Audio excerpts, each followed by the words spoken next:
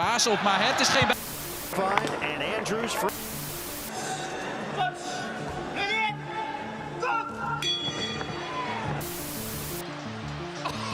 Oh, no!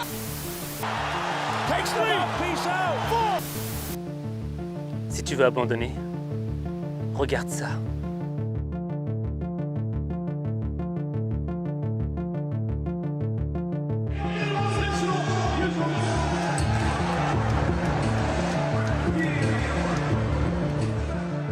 Le 20 juin 2004, se tient l'événement du Pride Critical Countdown à la Saitama Super Arena au Japon.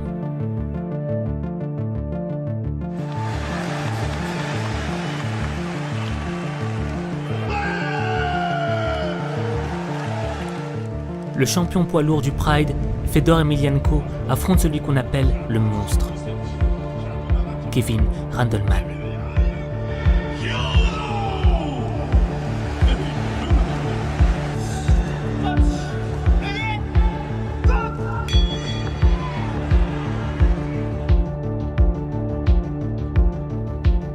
Physiquement monstrueux, Randleman est un lutteur américain qui a fait beaucoup de dégâts lors de ses combats.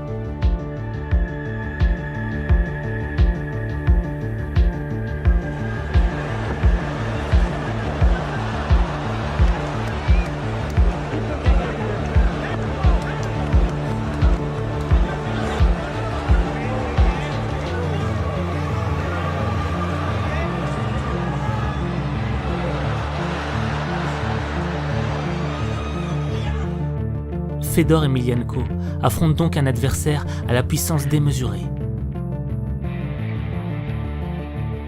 Is underway. Pound weight advantage for Emelianenko. There's a left by Jackson, or make that Randleman. Sorry, I have Quentin Jackson in the takedown.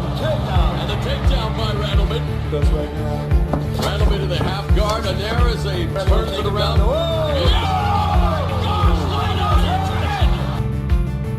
Il a fallu moins d'une minute à Kevin Randleman pour mettre Fedor au sol. Il propulse ensuite Fedor dans les airs et l'écrase de tout son poids sur son propre cou. Le choc est si violent que Fedor aurait pu y perdre la vie. La victoire de Randleman semble évidente.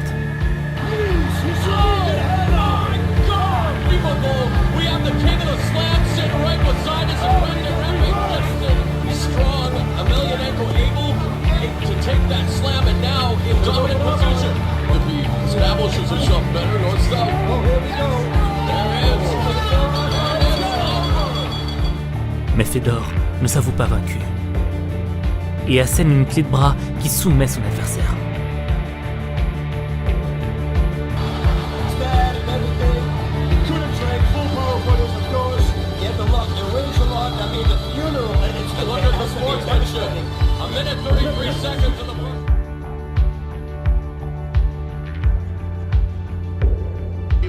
Miami and Chicago.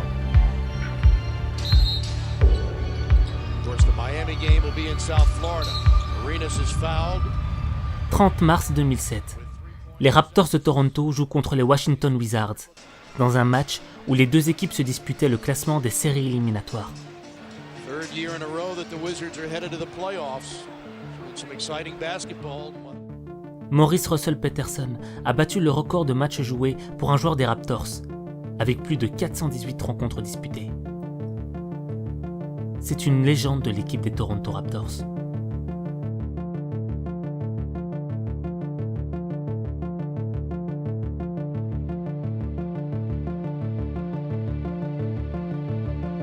Il ne reste que 3 secondes et 8 centièmes de jeu. Les Wizards bénéficient de 2 lancers francs pour faire le break et remporter la victoire.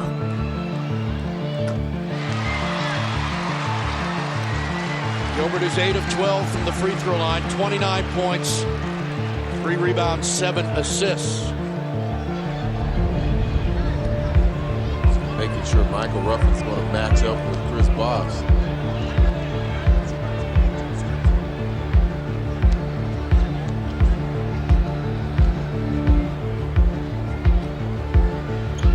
Got it. No timeouts for Toronto. They go the length of the court. Ruffin tips it away. And... No! Not possible! impossible!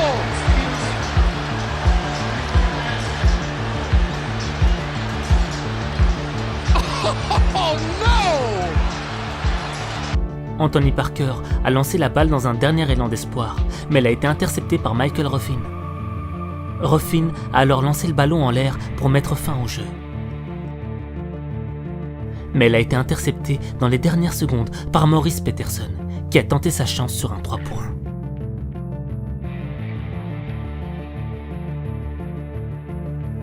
Ce qui a permis aux Raptors de revenir à égalité. Après prolongation, les Raptors ont finalement gagné le jeu 123 à 118. How did that happen? Seemed like a long 3 seconds.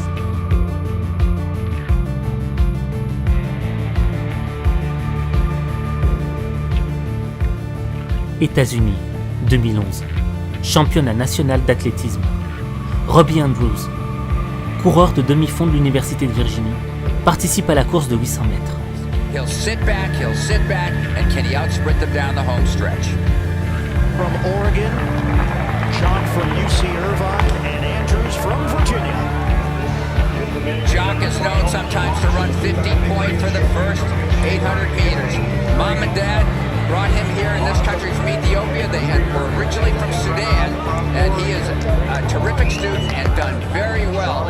D'entrée de jeu, il se retrouve en queue de peloton. They are flying along. Jock running his typical race, his best this year, 1 minute 45.19 seconds. This is a relaxed sprint for almost a full half mile. Corey Prim, who does have the best time this year collegiately, also a part of the mix. Wow, 49.85 seconds. It hardly ever done here in the United States, time like this. Olympians can do it at the highest levels, the top 5 in the world. Almost nobody ducks under 50 seconds. To lay off that pace.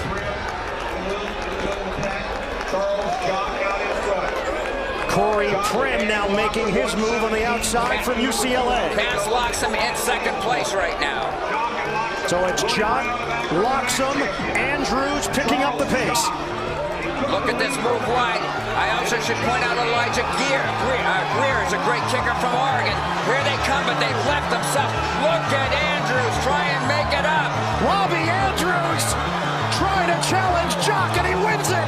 Oh, what a rally. Robbie Andrews from Virginia. He's done it. Sensational time, 1 minute 44.71 seconds. Robbie Andrews. Sur les derniers mètres de la course, il va donner tout ce qu'il a pour dépasser ses adversaires et remporter la victoire. Andrews is now. He's in the orange. Look at him make up gears. He doesn't have quite the sprint speed of some of the others, so he lays off the pace. It is his trademark. He will never take the lead in the beginning. Elijah Greer, a great high schooler, still just a sophomore in Oregon. Look at him move too. Look at the ground made up by Andrews on Jock. 2 steps from the finish line, he gets it. Robbie Andrews, his uncle Bobby Thompson, New York Giants, the shot heard around the world in 1951 off of Brooklyn Dodger pitcher Ralph Branca, and this was the kick heard around Des Moines.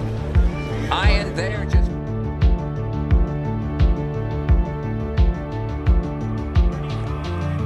Las Vegas, mai 2005.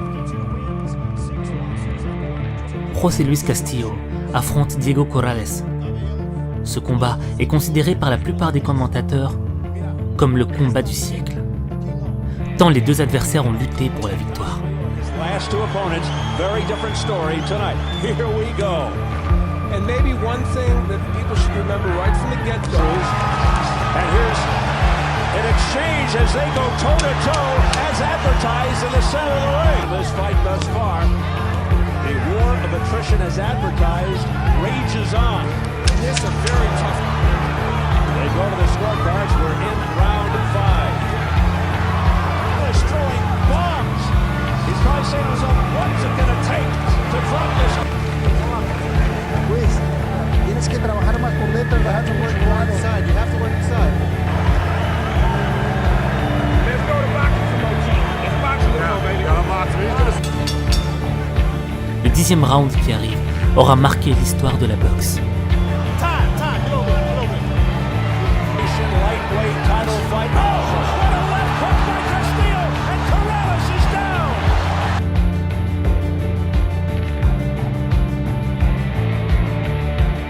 The mouthpiece comes out. 4, 5, 6, 7, 8. Come to me. You all right? You want to continue? Okay, here we go. Time. Come here. What a dramatic moment here in round 10 as Corrales hits the canvas. Castillo looking to finish it here. He goes down again.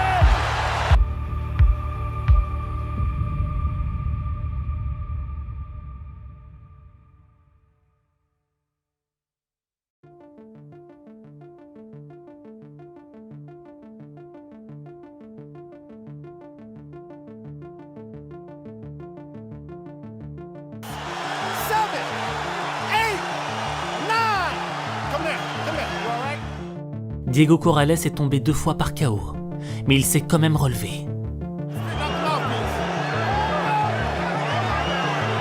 To make matters even worse now, in a dreadful round for Corrales. Down 2 times here in the 10th. They're all standing here. Mandalay Bay. Corrales coming back after being on the canvas twice here in the 10th.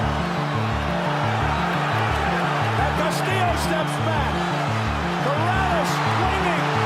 Castillo's in trouble.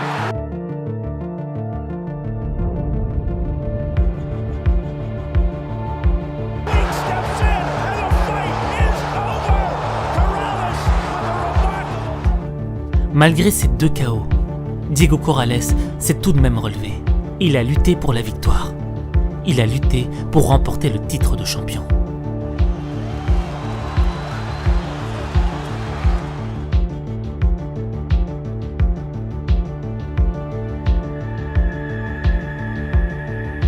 Sydney, août 2000, l'une des finales du 10 000 mètres les plus rapides de l'histoire. Gabo in the green of Ethiopia. So the order is Korea, Buchanan, and Gebrselassie, Turgat, Mazigibu, Barawi. Haile Gebrselassie est un coureur de fond éthiopien. Né dans une famille de 10 enfants, Haile Gebrselassie doit parcourir une distance de plus de 10 km chaque matin pour se rendre à l'école depuis la ferme familiale. En Éthiopie, l'un des seuls moyens pour s'en sortir des jeunes est de courir. Et puis quand j'ai vu mon frère se mettre à la course à pied, je l'ai suivi, j'ai fait comme lui. Mais j'ai réellement commencé à m'entraîner en 1989. Avant cela, je m'entraînais un peu sans le savoir, notamment parce que l'école était assez loin de chez moi. J'avais pris l'habitude d'y aller en courant le matin et le soir, je recommençais pour rentrer à la maison.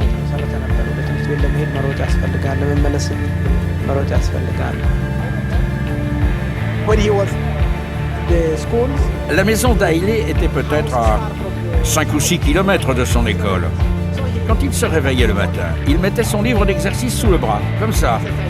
Du coup, ça le faisait courir comme ça. Mais depuis, on n'a pu corriger son geste.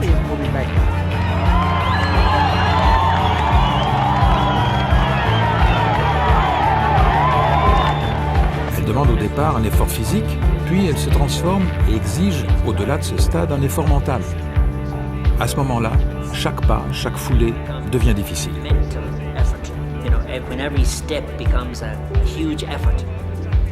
Je me demande souvent ce qui se passe alors dans la tête des athlètes. Dans ces moments où le corps devient un élément de souffrance, c'est un peu comme s'ils parvenaient à partir de là à prendre le contrôle de leur âme. Comme si leur corps et leur esprit prenaient chacun une route différente.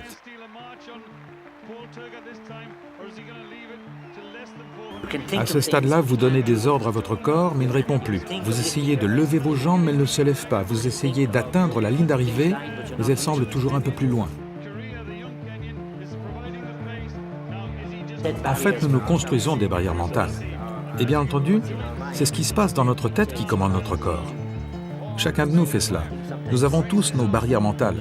Et je pense qu'un grand athlète est quelqu'un qui justement est capable de repousser ses limites, de franchir ses obstacles, d'aller toujours plus loin. C'est cela qui fait les grands champions.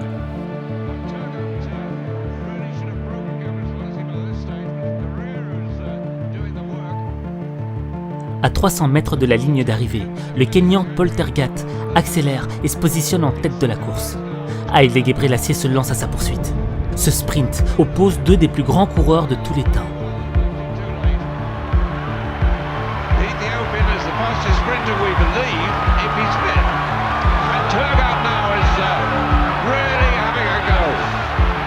This is where we find out. And Tergat's holding him. And Gebrselassie kicks again. But Tergat is holding him. And Gebrselassie wins it. Tergat second. Vezigebo in third place. Wow, that was some finish. Haile Gebrselassie remporte cette victoire. Il devient champion olympique pour la deuxième fois de suite. In the past, there hasn't been a question. And there, Paul Tergat, in a very slow run race, is running like a sprinter. He's made the move. He's won a few yards.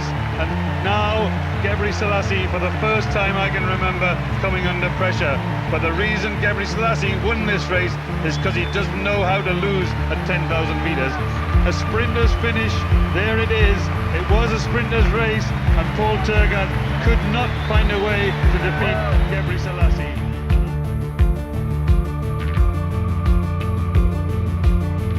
Août 2015, championnat des Pays-Bas.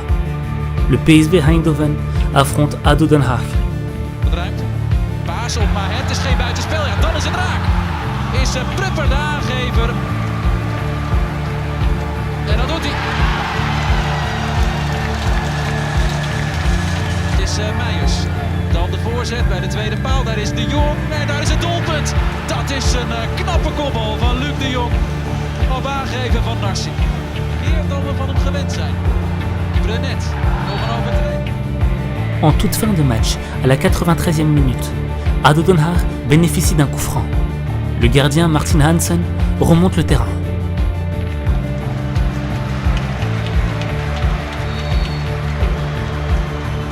De vrije trap is voor Hansen. Ja! Hansen met de hak! Je first!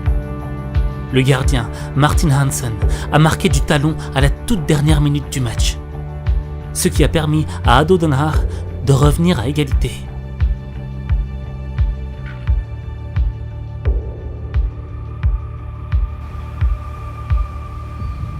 Il y en a qui sont tombés. Il y en a qui étaient derniers. Et il y en a qui n'avaient plus l'espoir de gagner. Mais pourtant, ils ont continué. Ils ont décidé de continuer.